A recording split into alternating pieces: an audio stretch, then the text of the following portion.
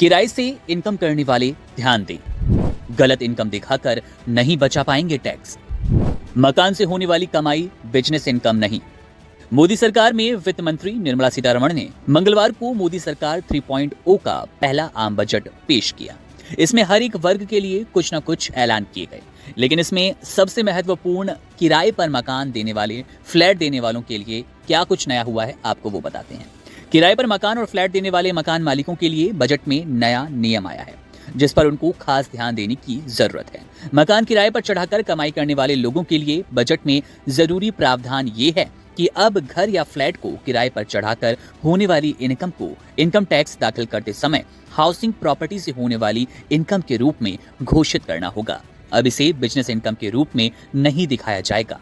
वित्त मंत्री निर्मला सीतारमण ने बजट पेश करते समय इनकम टैक्स एक्ट में एक अहम संशोधन का जिक्र किया, जिसमें साफ किया गया कि आवासीय संपत्ति को किराए पर देने से होने वाली इनकम को बिजनेस या किसी पेशे से होने वाली इनकम की बजाय गृह संपत्ति से इनकम के तहत दिखाया जाना चाहिए।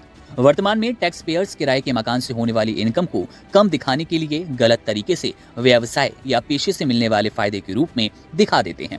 वित्त मंत्री ने कहा उनकी देनदारी कम हो रही है। इस प्रावधान में कुछ प्रॉपर्टी मालिकों को किराए की इनकम को बिजनेस से होने वाली इनकम के रूप में दिखाने की परमिशन है, जिससे रखरखाव, लागत, मरम्मत और डेप्रिसिएशन जैसी कटौती का दावा किया जा सकता है। इस तरीके से इनकम को गलत तरीके से दिखाकर टैक्सेबल इनकम को काफी कम कर देते हैं, जिससे उनको कम टैक्स भरना पड़ता है। अपने बजट भाषण में वित्त मंत्री निर्मला सीतारमण ने प्रस्ताव दिया कि इस स्थिति को साफ करने के लिए केंद्र सरकार धारा 28 में संशोधन करेगी, जिसके बाद टैक्स पेयर किराए से होने वाली इनकम को बिजनेस इनकम के रूप में शो नहीं कर पाएंगे।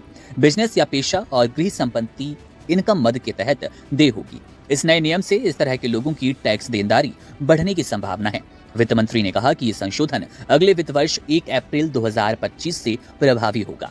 ये नया नियम इनकम टैक्स पेयर्स को गलत इनकम के नाम पर कम टैक्स भरने से रोकने वाला साबित होगा।